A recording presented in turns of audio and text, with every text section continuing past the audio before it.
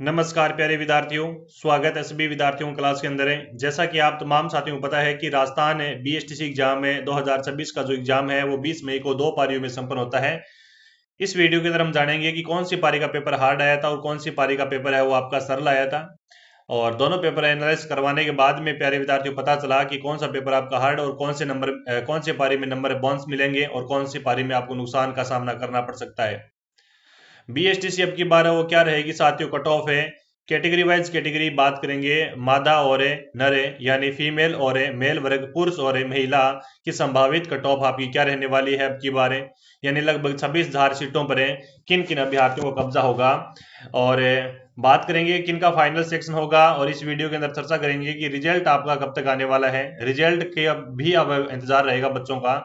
और BSTC exam 2026 का जो आंसर की काफी सारे विद्यार्थियों ने मिला ली है। अगर नहीं मिलाई है तो मैं टेलीग्राम चैनल पर डाल दी है। ऑफिशियल आंसर की अभी तक आई नहीं है, आ जाएगी एक दो दिन में, है ना। जैसे ही आएगी तो मैं टेलीग्राम चैनल पर प्रोवाइड करवा दूंगा। जैसा कि आप तमाम साथियों को पता है कि कौन सी पारी को होगा फायदा और फाइनल सेक्शन के लिए किन किन अभ्यर्थियों का चयन होने वाला है और क्या रहेगी कट ऑफ, इस मुद्दे पर हम चर्चा करेंगे। चर्चा को आगे बढ़ाने से पहले अगर आप मेरे साथ पहली बार जुड़े हुए हैं तो चैनल को एक बार सब्सक्राइब करेंगे और वीडियो को शेयर कर देंगे और क्लास को लाइक कर देंगे और चैनल को सब्सक्राइब करके हमारी यूट्यूब फैमिली का हिस्सा बनेंगे सारे विद्यार्थी। जैसा कि आप तमाम साथियों को पता है कि बीएसटीसी एग्जाम 2026 लो लेवल, है ना। हम ये मान सकते हैं कि जो आपका बीएसटीसी एग्जाम हुआ है, मानना क्या है ही है, मानना क्या है इसमें है ही है कि बीएसटीसी का एग्जाम है वो आपका पात्रता परीक्षा है। क्या है?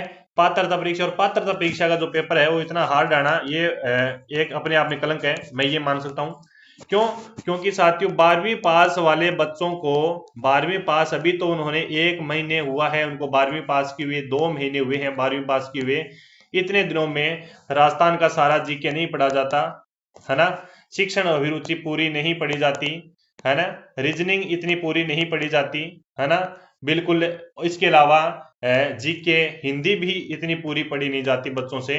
2 महीने 3 महीने में, या फिर मैं ये कह सकता हूँ 60 दिन से लेकर 70 दिनों में 12वीं क्लास का बच्चा कितना पढ़ लेगा। और उसके बावजूद भी इतना पेपर हार्ड देना ये गलत बात है। एक तो पहली पारी होती है और एक दूसरी पारी होती है। पहली पारी में तो राजस्थान जीके के छींटे उछले हैं और शिक्षण अभिरुचि के भी छींटे उछले हैं, हिंदी के भी आपके छींटे उछले हैं।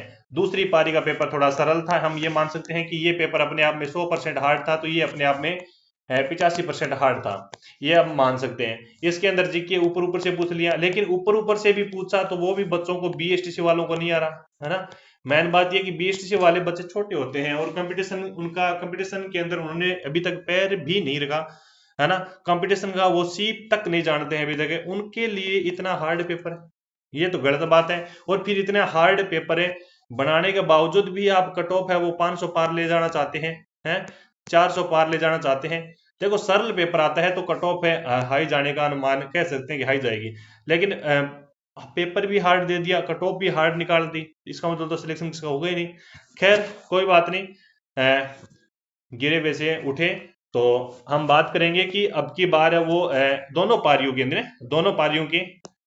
दोनों पारियों की एक साथ कट ऑफ पर चर्चा करेंगे, न कि हम अलग अलग करेंगे। वैसे आपकी पहली पारी में नंबर बढ़ने के ज्यादा चांस है।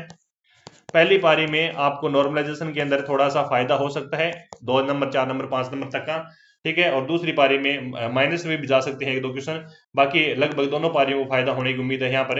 अगर दूसरी पारी को 2 नंबर का फायदा होगा तो तीसरी को पहली पारी को आपको 5 नंबर का फायदा हो सकता है। इस प्रकार से एनालिस्ट किए हैं हमने। एनालिस्ट को आगे बढ़ाने से पहले साथियों, अगर आपने मेरे साथ चैनल को सब्सक्राइब नहीं किया तो चैनल को एक बार सब्सक्राइब जरूर करेंगे और क्लास को एक बार लाइक जरूर करेंगे। बाकी प्यारे विद्यार्थियों इसकी कट ऑफ आपकी बार क्या रहने वाली है, कैटेगरी वाइज कैटेगरी बात करते हैं। General category, OBC category, EWS category, इसके अलावा एससी कैटेगरी और एसटी कैटेगरी। प्यारे विद्यार्थियों जो फीमेल वर्ग है, फीमेल और मेल में कोई अब की बार अंतर देखने को ज्यादा अंतर देखने को नहीं मिलेगा। अगर मिलेगा तो फीमेल वर्ग ऊपर भी रह सकती है 5 क्वेश्चन मेल वर्ग से और माइनस भी रह सकती है। और जो भी कट ऑफ बताती है वो संभावित होती है। हमें भी 4 साल 5 साल का अनुभव है जो हम आप तक है वो शेयर करते हैं। साझा जो हम बताते हैं उनसे या तो 2 नंबर ज्यादा रहती है या फिर 3 नंबर रहती है और कभी कभी तो सेम तक रह जाती है। लेकिन अब की बार थोड़ा सा उच्च सिस्टम है।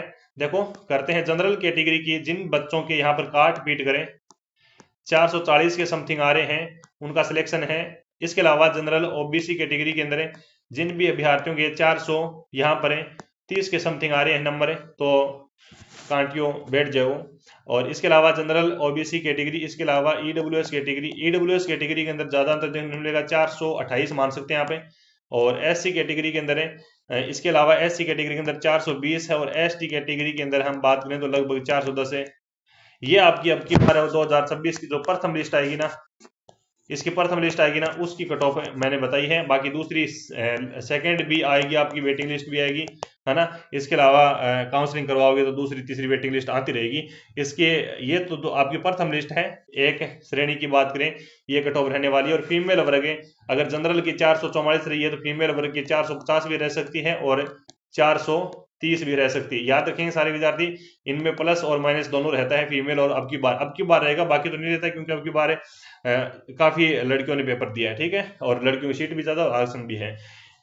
खैर, आपके कितने नंबर बने हैं बीएसटीसी एग्जाम के अंदर है, एक छोटा सा रिस्पेक्टेड कमेंट मेरे को जरूर टाइप करेंगे।